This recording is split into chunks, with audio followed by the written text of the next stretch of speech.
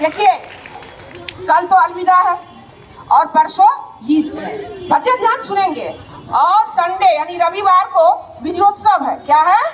विजयोत्सव। जो बाबू कुंवर सिंह ने जगदीशपुर में यूनियन जैक को जला के फाड़ करके अपना स्वदेशी झंडा फहराया था 23 अप्रैल 1858 को।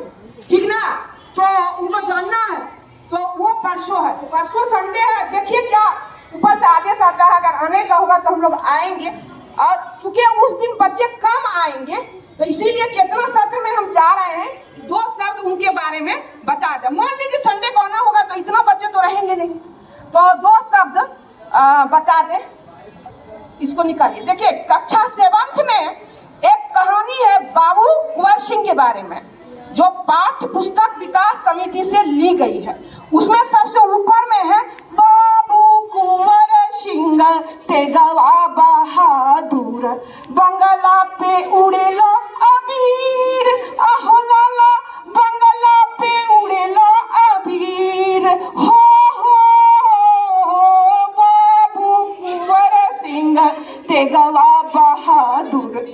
ये ऊपर में ये लिखा हुआ, यानी कि होली की शुरुआत जब होली की गीत बजती है तो आप लोग इस तरह का सॉन्ग सुनते होंगे। सुनते हैं? होली की गीत में इस तरह का सुनते ही होंगे। कहने का अर्थ ये है कि जब तक होली मनाते रहेंगे हम लोग तो कुंवर सिंह का जो नाम है उस होली गीत में समाहित हो गया और वो सबसे पहले बजेगी। कहा गया वीरों का कैसा हो बसंत। देख रही हो कैसा बसंत है? 80 साल की उम्र में, 80 साल ये बहुत बड़ी उम्र होती है, याद रखिएगा। और चूंकि उस समय लोग स्वर्ग भी सिधार जाते हैं और उन्होंने अंग्रेजों के दांत खट्टे किए थे, छठी का दूध याद करा दिए थे। समझ रहे हैं ना? तो 80 वर्षों की हड्डी में जागा जोश पुराना था। सब कहते हैं कुंवर सिंह भी बड़ा वीर मर्दाना था। नाम सुने हैं ना? ये सुने होंगे इस चीज को। 80 वर्षों की हड्डी, बच्चे ध्यान से सुनेंगे इधर। तो 80 साल बहुत बड़ी चीज है, उनसे सीख लेनी है कैसे करके उन्होंने अंग्रेजों को यहाँ से हटाने का प्रयास किया था। काश उस समय कुंवर सिंह की उम्र 20 साल कम होती तो देश को आजादी उसी समय मिल जाती। समझ रहे हैं ना बच्चे? ध्यान से सुने। 1857 के सिपाही विद्रोह के वो महान योद्धा थे, महान स्वतंत्रता सेनानी थे। वो इंतजार कर रहे थे अंग्रेजों का जो दमनकारी नीति और साम्राज्य फैलाने वाली जो नीति थी, वो देख रहे थे कि वो आएंगे, आरा के तरफ आएंगे ही आएंगे। पटना पहुंच गए हैं, आरा के तरफ आएंगे। अंग्रेज आरा भी आ गए और आरा पर कब्जा भी कर लिए। पूरा आरा अंग्रेजों का हो गया, लेकिन कुंवर सिंह इसी इंतजार में थे कि वो आएंगे और यहाँ से उनको भगाएंगे।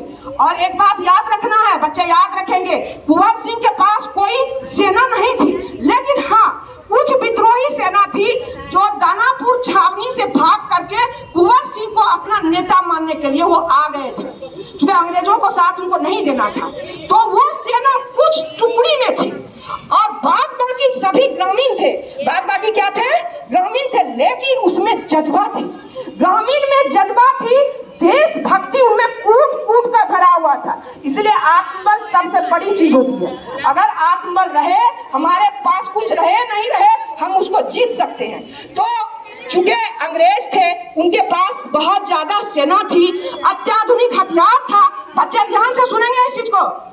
तो अत्याधुनिक हथियार था, सेना भी बहुत थी, क्योंकि पूरे देश में वो कब्जा कर ही लिए थे करीब करीब। और इधर आए थे पश्चिम, क्या बोलते, उत्तर भारत की तरफ आए गए थे कब्जा करने के लिए।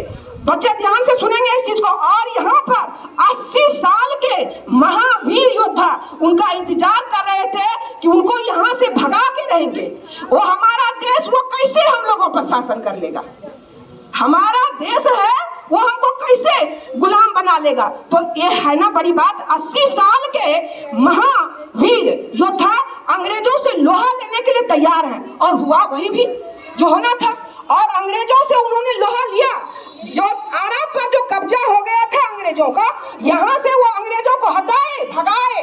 ये जो क्या बोलते महाराजा कॉलेज देख रहे हैं, वहां पर एक सुरंग है, उन्होंने सुरंग बनवाया, वो वहां से लेकर जगदीशपुर तक अभी भी है, आप देख सकते हो सुरंग को। वो घोड़ा दौड़ाते थे और छापामारी युद्ध में कहना ही क्या, बहुत पारंगत थे। कभी इस मुल्क में युद्ध करते थे तो कभी दूसरा मुल्क में। तो इससे अंग्रेज को तो वो छक्के छुड़ा ही रहे थे। अंग्रेज समझ ही नहीं पा रहे थे कि हम किस तरह से उनके साथ हम युद्ध करें। वो इतना गुरिल्ला युद्ध में, शिवाजी का नाम सुने हैं ना, उनसे तुलना किया जाए तो कहीं कम नहीं होगी। तो इस तरह से वो युद्ध करते थे। हाँ, कुछ युद्ध को वो हारे भी, युद्ध होगी तो हारेंगे ना, क्योंकि उनके पास सेना भी बहुत काफी कम थी और अत्याधुनिक हथियार भी नहीं था। तो कुछ युद्ध को हारे लेकिन ज्यादा युद्ध को जीते। उसके बाद जब यहाँ पर अंग्रेजों ने कब्जा कर लिया, जगदीशपुर पर भी कब्जा कर लिया, तो यहाँ से वो चले गए आजम नगर होते हुए, रीवा होते हुए, लखनऊ, कानपुर, झांसी, उसके बाद अयोध्या, और अयोध्या से बलिया, और बलिया से क्या बोलते हैं आरा, वहाँ जगदीशपुर आए। इसी क्रम में आजमनगर में भी युद्ध हुई। आजमनगर के जो जमींदार थे उन्होंने अंग्रेजों को सौंप, इनको बाबू कुंवर सिंह को सौंप दिया कि आप ही युद्ध लड़िए, और वहां पर आजमनगर के युद्ध का वहां पर जीत हुई। उसके बाद आगे गए, वहां पर झांसी गए, कानपुर गए। कानपुर में नाना साहब यानी कुंवर सिंह ने नाना साहब का युद्ध लड़ा और वो भी युद्ध जीती गई। और फिर बहुत सारे युद्ध लड़े गए। फिर वहां से जब वो लौटे तो सभी राजाओं ने इनको महाराजा बना करके भेजा कि आप लोग जो है आप जो है हमारा नेतृत्व करिएगा, आप ही हमारे महाराजा हैं। बहुत सारे युद्ध को आपने जिताया है। तो अंग्रेजों के इन्होंने चूल्हे हिला दिए थे, इतने पराक्रमी थे, इतने महावीर थे। और जब ये बलिया होते हुए क्या बोलते हैं, ये घाट जो शिवपुर घाट, बच्चे इस चीज को ध्यान से सुनेंगे। शिवपुर घाट में नाव से पार कर रहे थे तो होते हैं ना कुछ देशद्रोही भी, उन्होंने बता दिया कि कुंवर सिंह तो अब जगदीशपुर आ जाएंगे, अब आप लोग का खैर नहीं, क्योंकि बहुत युद्ध को वो जीते थे और शहंशाह महाराजा बन के वो आ रहे हैं। तो अंग्रेजों को डर लगने लगा, उनके नाम से कांपते थे अंग्रेज। उसके बाद वहां पर कैप्टन धनवर थे, वो घात लगा के वहां बैठे थे और उनके दाहिने हाथ में नाव पर जब वो पार कर रहे थे गंगा नदी शिवपुर घाट में, तो वो रात में पहले तो उन्होंने अपने सैनिकों को पार करवाया, बाद में वो जब पार करने लगे थे, बच्चे ध्यान से सुनेंगे इस चीज को, तो उनके दाहिने हाथ में गोली लगी। किनके दाहिने हाथ में गोली लगी? कुंवर सिंह के हाथ में, नाव पार कर रहे थे। और उसी समय जो है उन्होंने अपनी ही तलवार से दाहिने हाथ को काट करके गंगा जी में विसर्जित कर दिया। मातु गंग तुहरा तरंग पर हमार वह अर्पित बा।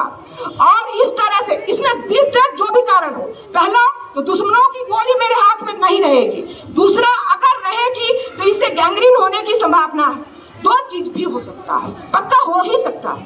तो फिर वो आ गए कहाँ? जगदीशपुर, जहाँ उनका जन्मस्थान था, वहीं के वो जमींदार थे, महाराजा बन के आए। और वहां पर अंग्रेजों का जो यूनियन जैक लहरा रहा था, जगदीशपुर में क्या लहरा रहा था? यूनियन जैक, जिसको कि अंग्रेजी झंडा कहते हैं। तो वहां पर ली ग्रांट के नेतृत्व में वो काम चल रहा था और उसको वहां के ग्रामीणों ने उस यूनियन जैक को जला दिया, यूनियन जैक को जला दिया और देसी झंडा बाबू कुंवर सिंह ने अपना देसी झंडा को फहराया वहां पर। समझ रहे हैं ना? 23 अप्रैल 1858 को, इसीलिए उसी समय से 164वीं जयंती है, विजयोत्सव है। कौन सी विजयोत्सव है? 164वीं, यानी इसके पहले से 163 साल से हम लोग विजयोत्सव मनाते आ रहे हैं। चूंकि उसी समय से अंग्रेजों को हम लोगों ने, कुंवर सिंह ने वहां से हटा दिया था और अपना फिर सत्ता साम्राज्य कायम किया। लेकिन दुर्भाग्य यही रहा कि 26 अप्रैल 1858 को वो वीर गति को प्राप्त किए। कारण था वो हाथ वो काट लिए थे और खून बह गई थी। तो 23 अप्रैल को वो विजयोत्सव मनाए और 26 अप्रैल को वीर गति को वो प्राप्त किए। समझ रहे हैं ना? तो ये सीखना चाहिए कि 80 साल की उम्र में भी वो अंग्रेजों को दांत तक लेकर आए थे। तो जब जज्बा है देशभक्ति के लिए तो उम्र कोई मायने नहीं रखता। एक दूसरा, संगठन बनाना, सभी बच्चे याद रहेंगे जब हम संगठित होकर, छोटी सी, देखो चींटी कितनी छोटी होती है कि नहीं, उदाहरण सीखिए चींटी से, लेकिन उसका एक संगठन होता है और उससे वो हाथी को भी गिरा सकता है। चींटी गिरा देती है हाथी को, चूंकि उस समय हाथी बने हुए थे हमारे अंग्रेज यहाँ, और ये संग एक चींटी की तरह छोटी थी सेना कुंवर सिंह की, और उनको गिरा दिया। एक कम बड़ी बात है। इसीलिए ये कभी मत सोचना चाहिए कि हम लोग टुकड़ी में हैं, बहुत कम है, नहीं। हाँ, हम कम ही हैं, लेकिन अगर हम संगठित हैं तो निश्चित रूप से हम विजय प्राप्त करेंगे, ठीक ना। तो चलिए नारा लगाया जाए विजयोत्सव का। बाबू वीर कुंवर सिंह, जोर से लगाइए, बाबू वीर कुंवर सिंह, आरा की धरती, बोलो अमर रहे, या जय भी बोलो। आरा की धरती, आरा की धरती, जगदीशपुर की धरती, जगदीशपुर की धरती, जय बिहार, जय बिहार, भारत माता की, भारत माता की। ठीक है, बहुत बहुत धन्यवाद।